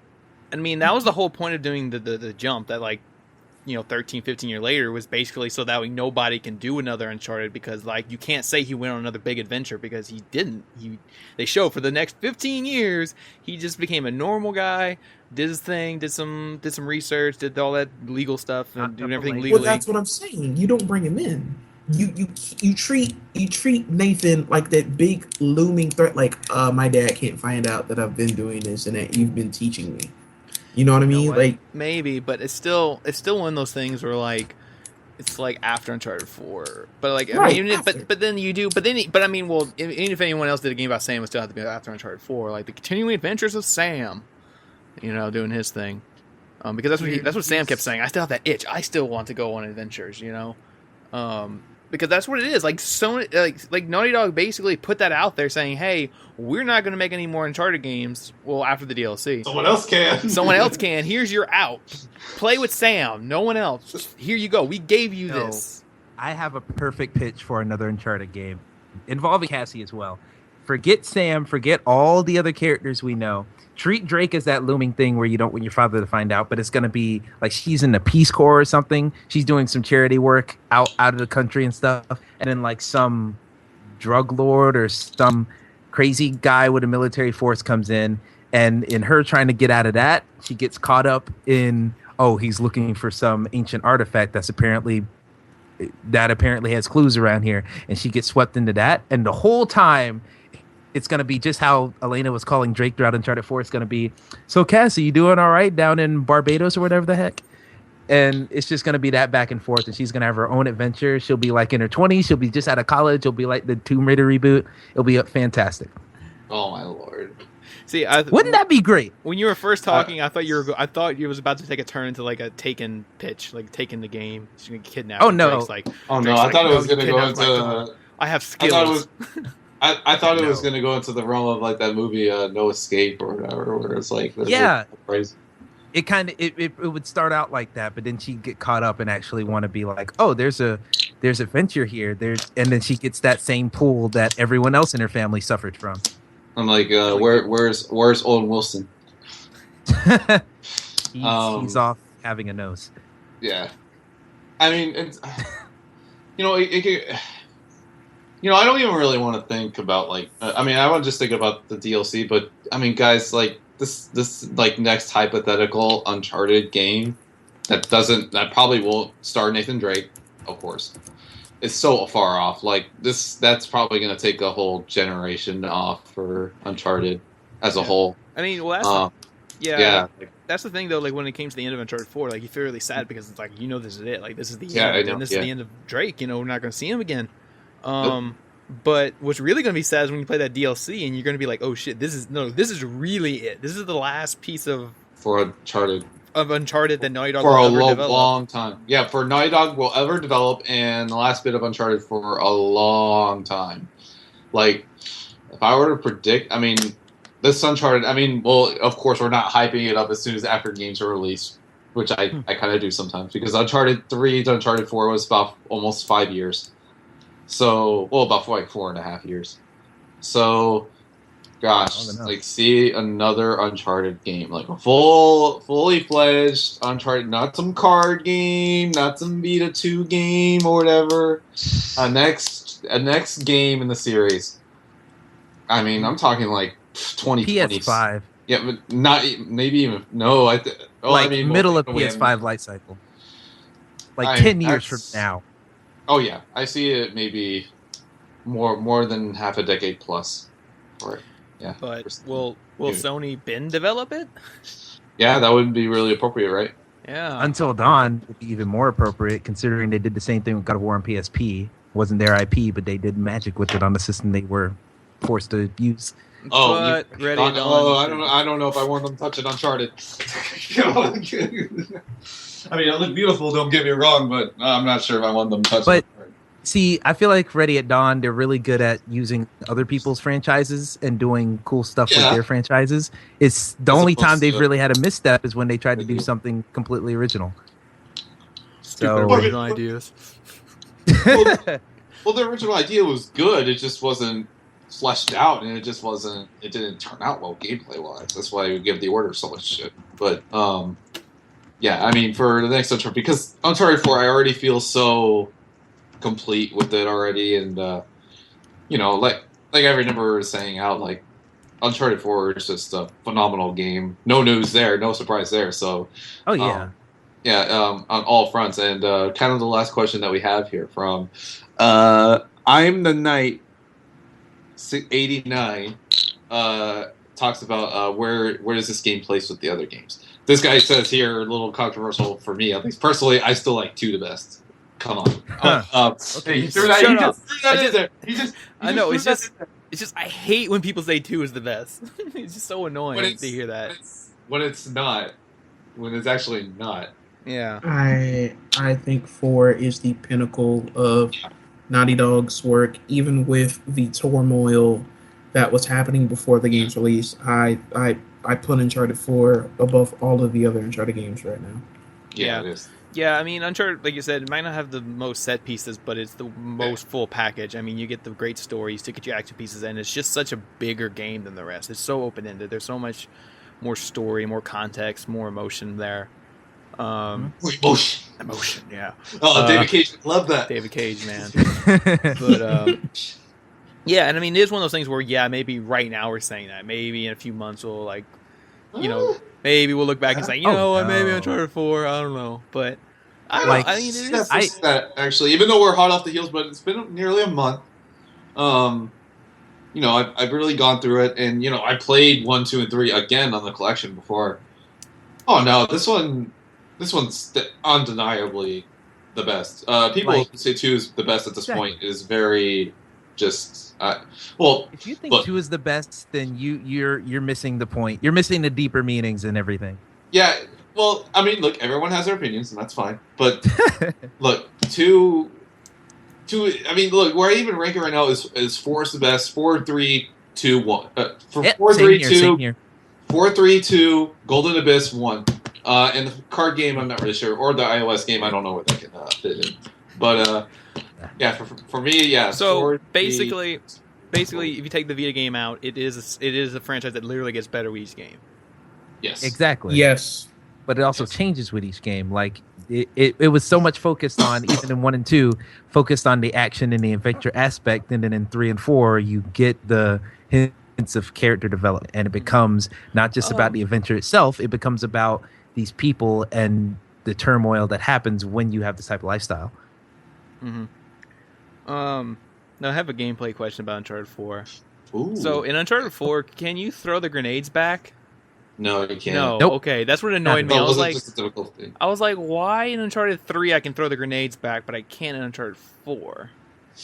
I don't know. It was probably just like a gameplay mechanic that was in 3 that was kind of just solely on 3, and just I guess it didn't return. Well, if Drake you think forgets about how to it, throw grenades back. Like in Uncharted 3, he's like, I can throw these back. And in Uncharted 4, like, I don't know what to do with these things. They're just here. Maybe when he got hit in the head. Got hit in the head, he forgot how to throw grenades throwing back. grenades back, that kind of goes against the whole Uncharted style, because that whole game is about traversal and movement and everything. And if you can throw grenades back, you can just stay under cover for as long as you want. Those enemies kept spamming those grenades on me, and I just wanted to throw them back. Yeah, they did. Well, I mean, maybe it was some.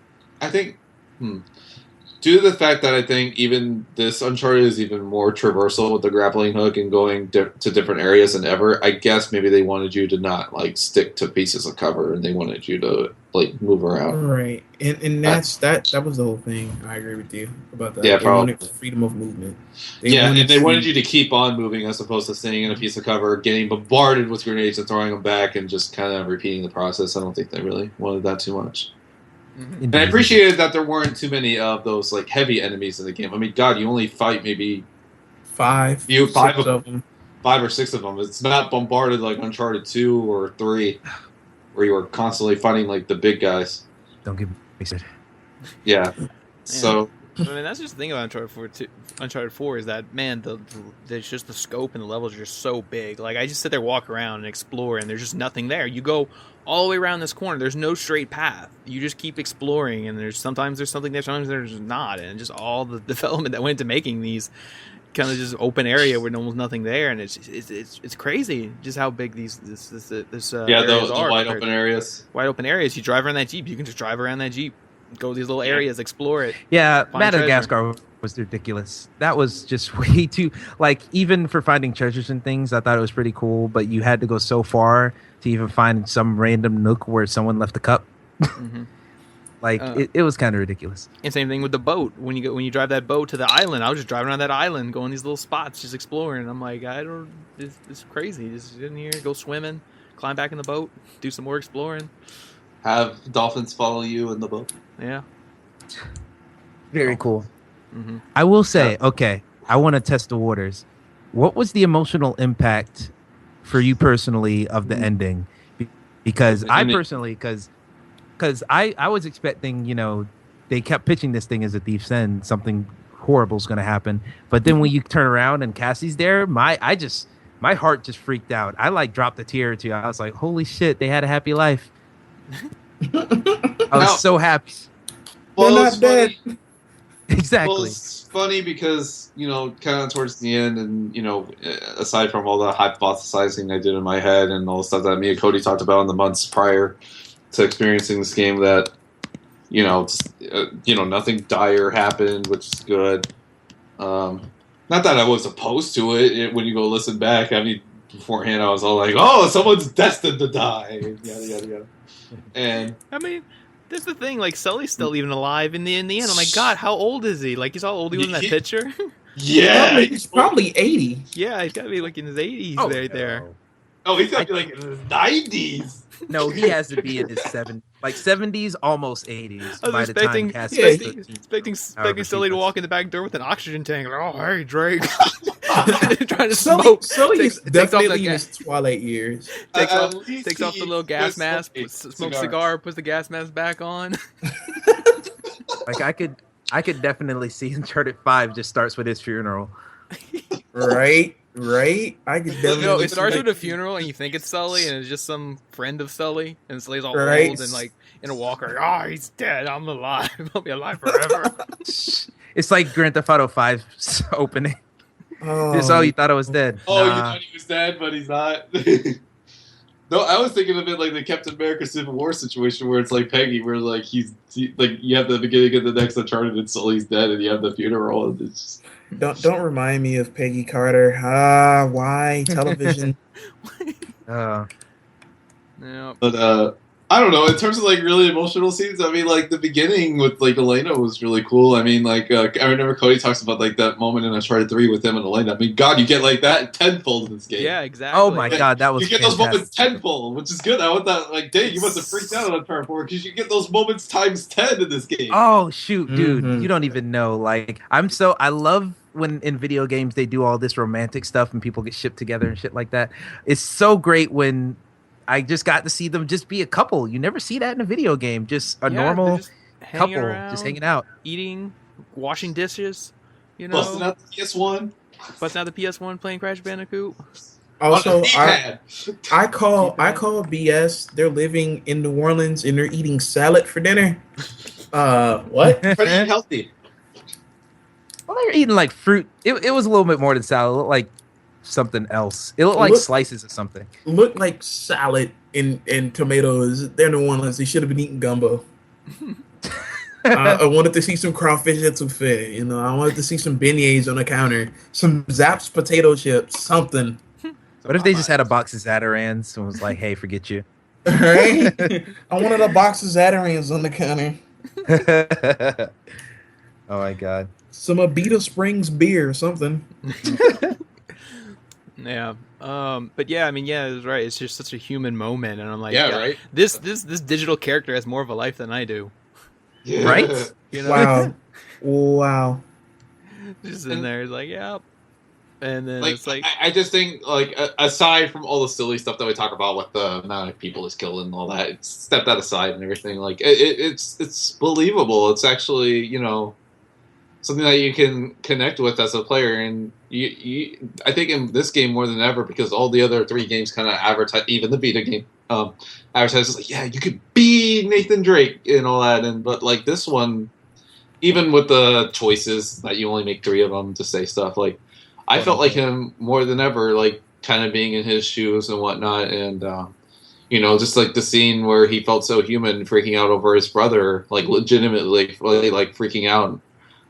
Which is something I totally would do in that situation and all that. I thought that was intense and like really good and just like very convincing. Oh yeah, how everything was muted right after he quote unquote dies and everything. I thought that was a really nice touch.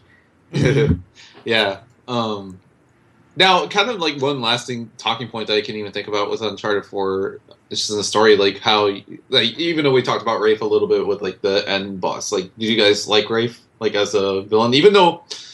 If you even want to list him as a central villain, but like it's a little strange because kind of metaphorically, kind of Avery's the villain in a way. But even I loved Rafe. Like, yeah, Rafe was neat. So he was so easy to hate, like or not. Yes, easy to hate, but you hated him for an interesting reason because he was just almost like a sniveling little privileged child who didn't even want riches. He wanted the one thing he could not afford. I felt like Rafe was Harry Flynn Part 2. Really? Yeah. I mean, yeah. Wow. Similar backgrounds where like he also works with Drake, but I don't know. He had more of a past with Drake. You know, he was with Drake when they were escaping the prison, and he had a integral role with Sam and how he escaped. I don't know. I felt like he had a little bit more to play than Flynn. Yeah, Flynn same here. Flynn was just the right hand man of Lazarevich. So Flynn to me felt, Flynn to me felt a little more than a mercenary, just going to the highest bidder, and that's where his loyalties would lie. But Rafe had something to prove. Yeah, like Rafe was looking for something. Now, I still like Marlowe the best from Uncharted 3, but because Marlowe had a lot of intrigue. But I still like Rafe a whole lot. Rafe was really neat. Very, like we were saying earlier with Nadine and even Rafe, that very reminiscent of several action movies or like James Bond, where it's like an incredibly high amount of time with them. But I mean, you get the idea already. See, I like Nadine a whole lot. She might be my favorite villain. Yeah. Even if she doesn't really have a purpose in the grander story, she's just a great character by herself. I hope the DLC talks about her a little bit, honestly. Never know. Like, prequel she's story. the villain. Like, Sam runs into her again. Oh my God, that's great. Round 2. I'd cry if that happened. Yeah. Sam versus Nadine. Like, hey, ready for round 2? Like, oh God. Sword fight part 2. But Yeah. So I was thinking though, going back to the ending for another second, like I don't know, like how often we don't see this too often in video games where like the character really gets an ending, you know? Because like it seems like a lot of video games nowadays, either the sequel is a new character, or the character is so much like a thing you create that the ending kind of doesn't matter as much, or just sequel after sequel with the same character. It just feels like it's not too often we get this, like a full story and a full ending for a character like this. Well, I would argue that we used to, but it's kind of like a lost art. Like back in the days of the PlayStation, like when you had platformers like Crash or Spyro, they had their ending. Like for what it was, it can never be as fully fleshed out as it is today because of the technology and the restraints of graphics back then. But it's kind of been like a lost art because we're so used to these characters having these ambiguous endings to always set up for the sequel or for the next game in the series that we rarely do get these believable endings to stories. These believable endings that we as players and as people can connect with. See, I'd kind of argue to the opposite degree. I think that's still happening, maybe not in the last like 3 or 4 years, but especially a lot in the PS3 generation. We got plenty of that. Like I'm looking at my game selection over here. Resistance 3 had an ending that was pretty definite. Yeah, but no, but you're not Capelli. Yeah, that's not. Yeah, Joseph Capelli. Well, that's what. Well, yeah, for him, yeah, you did get a nice singular story for him, where even though he was in Resistance 2, but like even you look at the Resistance franchise, you don't have as much of a connection. Wait, Capelli was in Resistance 2. That's what I said. Oh, okay. No, the thing about Resistance is like the first game you play as Nathan Hale, who doesn't even talk in the first game. No. In the second game, he finally talks, and his voice sounds terrible, where I didn't even know it was him talking. And then, and then they just throw him away at the end of the game. Yeah. And then the third game, you finally get a compelling character, and then it's just like, okay.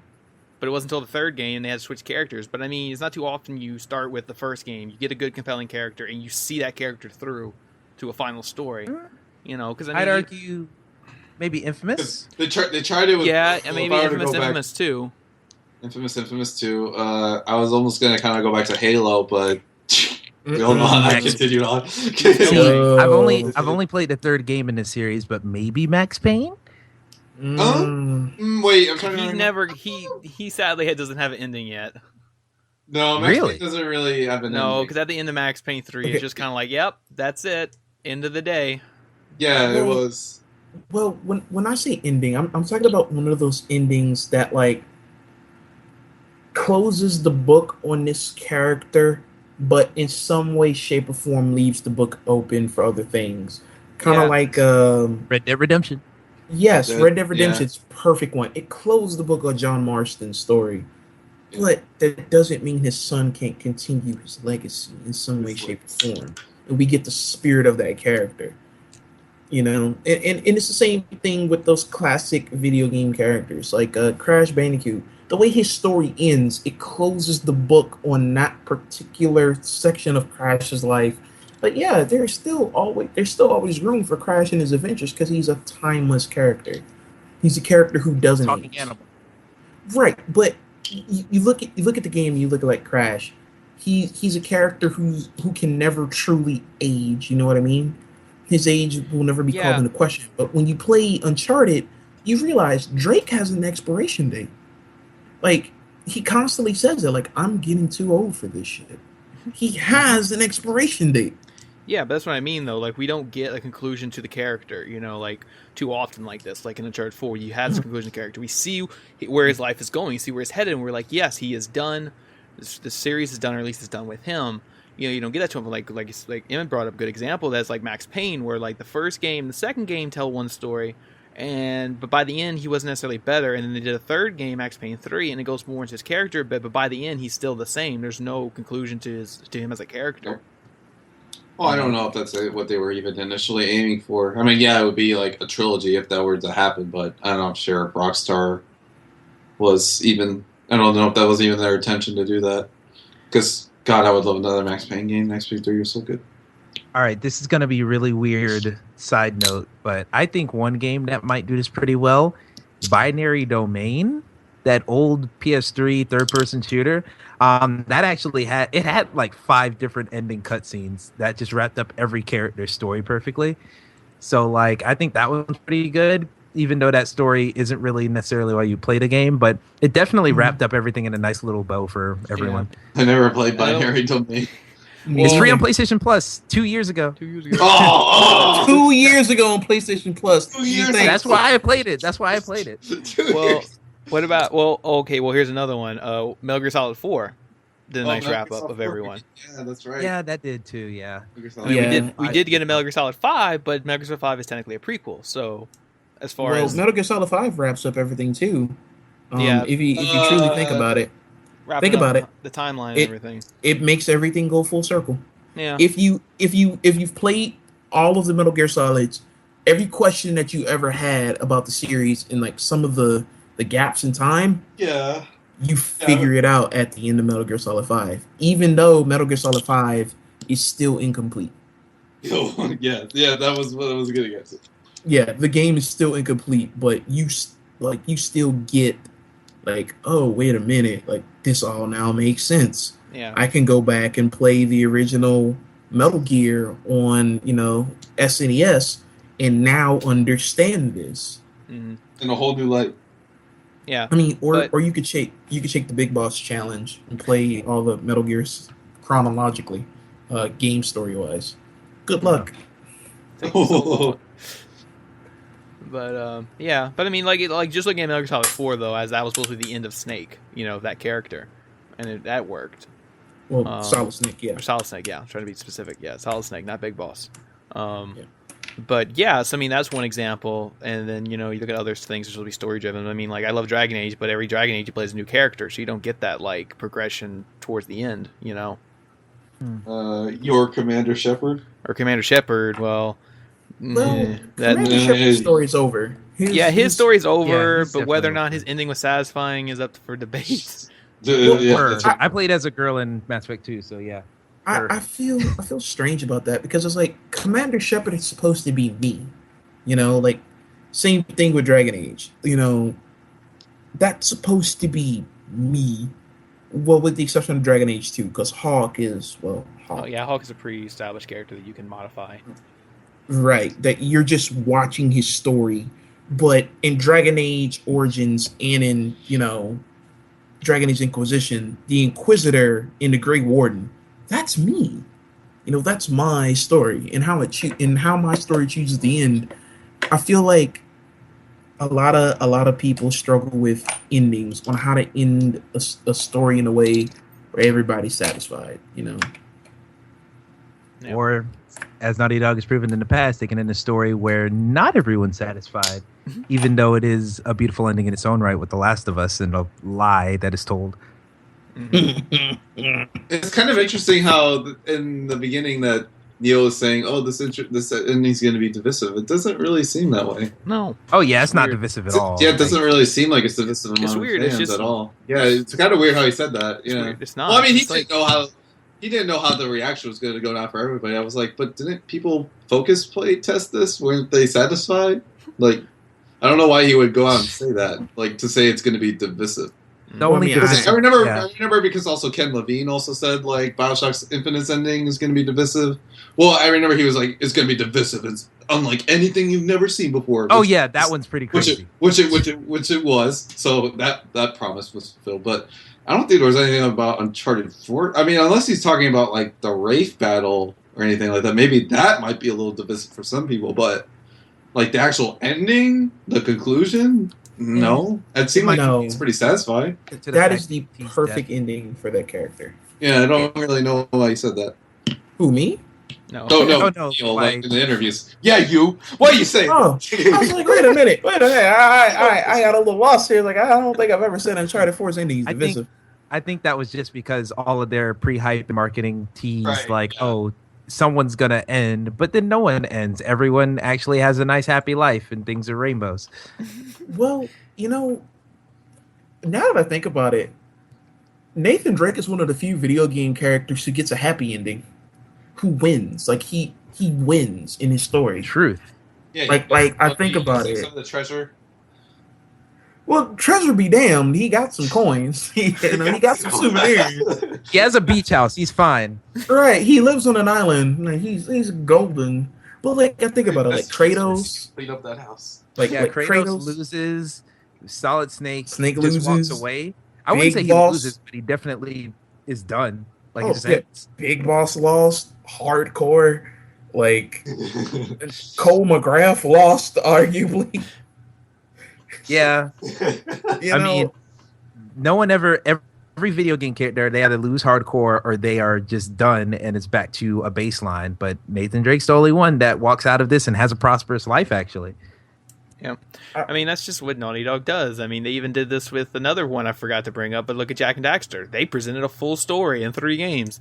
I know they did a 4th game, but that's more... Oh, the PSP. Yeah. No, Jak X. Jak X was the 4th Jak X is... I have a story about that after the podcast. You guys are going to cry.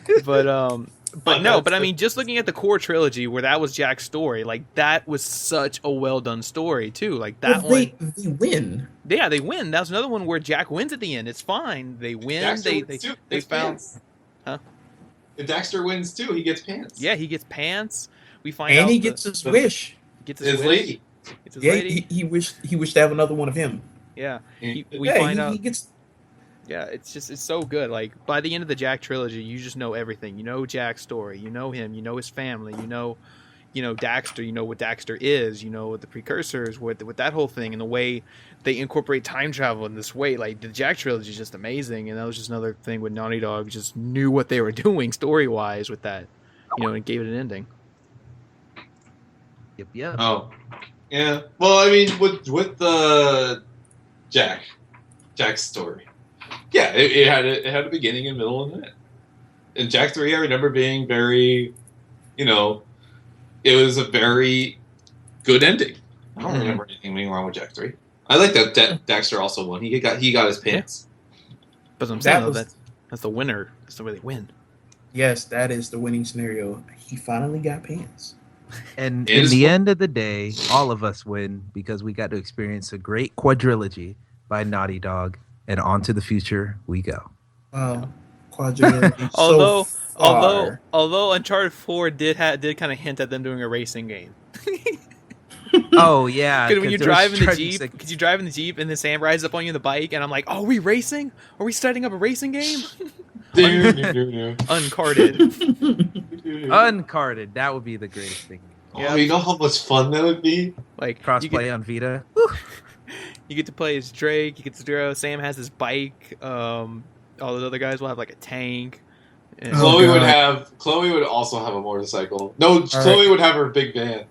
Are we going back to Twisted Metal, guys? Is this what's happening now? Oh yeah, David Jaffe would just wish this would be something he could work on. Is this happening again? Yes. Yeah, that'd be that Uncharted racing game, man. They didn't do it because Naughty Dog did the racing game, the Crash Bandicoot, and they did the Jak X. Now they just need to do a racer for Uncharted. Yeah. I'm still waiting for Last of Us to get kind of its silly one-off game, whether it be like an iOS game or like a card game or something. Something to talk about. Which, by the way, there's a Firefly emblem tag thing. I'm sure for it. I want them to go full on Japan. I want Last of Us and Uncharted pachinko machines. Uncharted. I mean, Last of Us pachinko machines. That would go pretty well. That's what I want. I want Nathan Drake's face plastered all over a pachinko machine.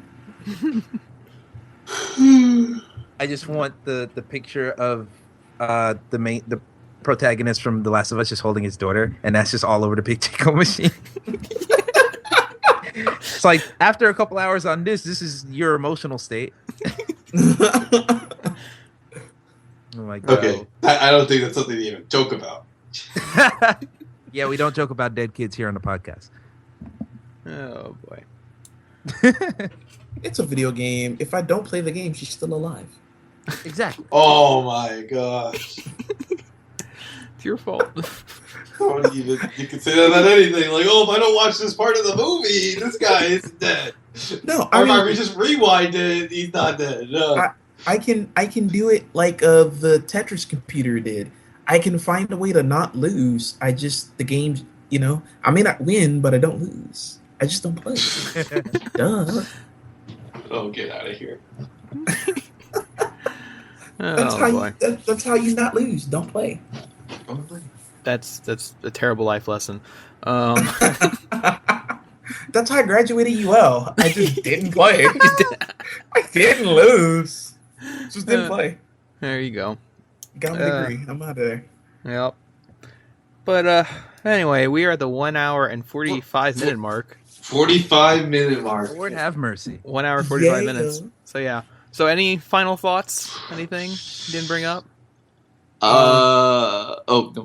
I'll say about greatest Uncharted Naughty 4? Dog game. Yeah, Uncharted 4. It's the greatest Naughty Dog game I've played, and probably the biggest emotional impact I've gotten from a video game ending since season 1 of Walking Dead. And I'm behind them on whatever they do next, and I want to see what that DLC has. As far as I'm concerned, I dropped my controller when I saw Crash Bandicoot appear on my screen. I think this to me is Naughty Dog's magnum opus. The only game I would put on the same level as far as Naughty Dog's greatest games is The Last of Us. I think this is going to be arguably the game of 2016. It's going to win game of 2016 from multiple developers and multiple people. Naughty Dog's best work by far. Nice to overtake RPGs for once, because RPGs right? have been winning game of the year for the past couple of years. Oh no, that Skyrim remaster's coming out. Hey! What? Skyrim remastered? No guarantee yet. Tune in next week. Tune in next week. But yeah, Be still my beating heart. Tony, I should let you go out with the closing thought first. Yeah. Even though posted. So let me just put this out here since I read this the other day. So I know this isn't maybe the definitive word on it, but I was looking at Uncharted 4's IMDb page the other day, and get this: the user score for Uncharted 4 IMDb is a 9.9, based on like thousands of ratings, which mathematically that means only like a handful of people gave that thing not a 10. That's amazing. On IMDb. So, and I looked, Uncharted 4 is the highest rated game on IMDb. Like the only thing that's second to it is Last of Us with a 9.8. I told you. Like even Grand Theft Auto has a 9.4. Yeah. That's Grand Theft Auto 5? What? Yep. 5? Grand Theft Auto 5. Okay. Yeah, 5 was was great. Yeah, Grand Theft Auto 5 has like a 9.4 on IMDb. And Last of Us is a 9.8 and Uncharted 4 has a 9.9. It's like the highest rated thing. Because the only way you can get higher than that is if every single person gave that a 10 out of 10. Hey, you have the 9.9. It's just like kills 99.9%. That means it's fully done its seed. That means around like maybe like 5 people maybe not gave it a 10 out of 10. It could probably just be that one guy, that one outlier. Did you not give it a 10? Uncharted 4 gets a 9.9 in my book because I just hate that buggy cover control. That's the only thing that pisses me off. Hi, Drake. No sniper shot. Head going. Oh my god. I'd say I'll give it a 9.9 because no game can perfectly hit on every single note for me personally, but oh my god, it hit on so many personal notes. Just the whole sense of family is something I really care about, and the gameplay was solid throughout, and the stealth mechanics were solid throughout. Though I wish I did have a way to distract enemies from a distance. But and even let me tell you this right now: play the multiplayer, guys. The multiplayer is kick ass. Play that multiplayer. Yeah, but actually now that the game has kind of like gestated with people, like I actually hear like people are like saying like, oh, this multiplayer is like fantastic. I'm like, okay, exactly. I'll get around to it. I've been here since Uncharted 2. Come on, brothers. All right. I mean, well, Uncharted 3, we just played so much of that freaking Subway. We'll never forget with Subway, will we? Subway! No, for last Uncharted 3, Uncharted 4, I won't go too long. Obviously, best of the series. Definitely, it's a little debatable about with Uncharted and Last of Us because those are severely different games, even though they have similar design philosophies behind them. But, so I can't really necessarily say if Last of Us is better than Uncharted 4, but I mean, Uncharted 4 is the best game that Naughty Dog could ever put out for the PlayStation 4. And just in a sea of so many just failed and missed opportunities for so many franchises on PS4 to be better than their last counterparts, It's actually really refreshing to see a game that is better on all levels from its past arrive on PlayStation 4 and succeed fully 110%. So that's what actually really made me happy. And now going back to other games, it gets me really discouraged because I kind of wish that not every game look and play like Uncharted 4, but that they advance further like Uncharted 4 did. And it's just kind of upsetting to go back to other games now and kind of just feeling like, well, man, that's Naughty Dog. Only they can do that, which is unfortunate.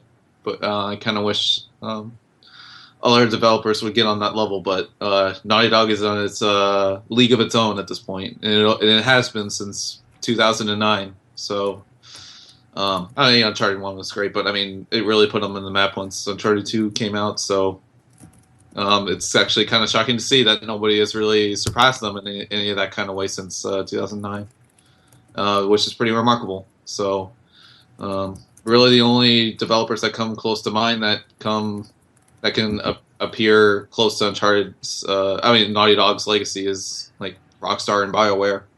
So I can't really think of any other, well, maybe CD Projekt Red for people, but I don't know Witcher too much. So, there's only a handful of other studios that come in that league at this point. So I'm very happy with it. More than happy. It's a game that I would have waited a long time for if I knew what I was getting with the PlayStation 4. So very happy that it came out at this point in the life cycle. Yep. Well, yep, there's that. And and with that, this has been the PSBS Plays Bullshit Podcast Uncharted 4 special. I'm your host, Code TPS and Bye Boys. My coach here is Andrew Reedus. Everyone have a fantastic week. And EJ Spun 61, also known as Emmett Watkins Jr. Have a dope day. Yep. And Ryan Jones, aka Fox Rockstar. Thank you guys for listening. You are all awesome. Yes, thanks for listening, and thank you to Emmett and Ryan for joining us this week. And for the people that wrote in. And thanks to the people who wrote in, making this show what it is, getting us almost to the 2-hour mark. Our longest episode, our biggest episode. We had one that was 150, didn't we? I think it was like 145. Drake deserves it. Yeah. We're never going to see him again, so we deserve a 2-hour talk. Well, I don't know if we'll have a spoiler cast for the DLC. Oh, yeah, whatever it is. That could be our first DLC story spoiler cast. I don't know. It'll probably be a while before we see that. Well, I mean, the distance from Last of Us and Last of Us Left Behind, it was quite a while. I mean, Last of Us came out in June of 2013, and then we didn't get the DLC until February of 2014. Yeah. So, spring 2017, we'll get that DLC probably. Yep. We shall see. If it doesn't get delayed And or canceled. we have to wait till next week to find that out. It won't get canceled. People are already buying it in their expansion passes, so Refunds, yeah. Sorry, we're remaking this. Here you go. $20 PSN. $20 PSN, yeah. But with that, this has been the PSBS, and thank you guys again for listening, and to our listeners and our questioners and our guest hosts and everything. And and hopefully see you guys next week. Next week is E3. Ooh. Big week. Going to go over E3 conferences and announcements and news and all that good stuff. So tune in for that next week. And yep. So until then.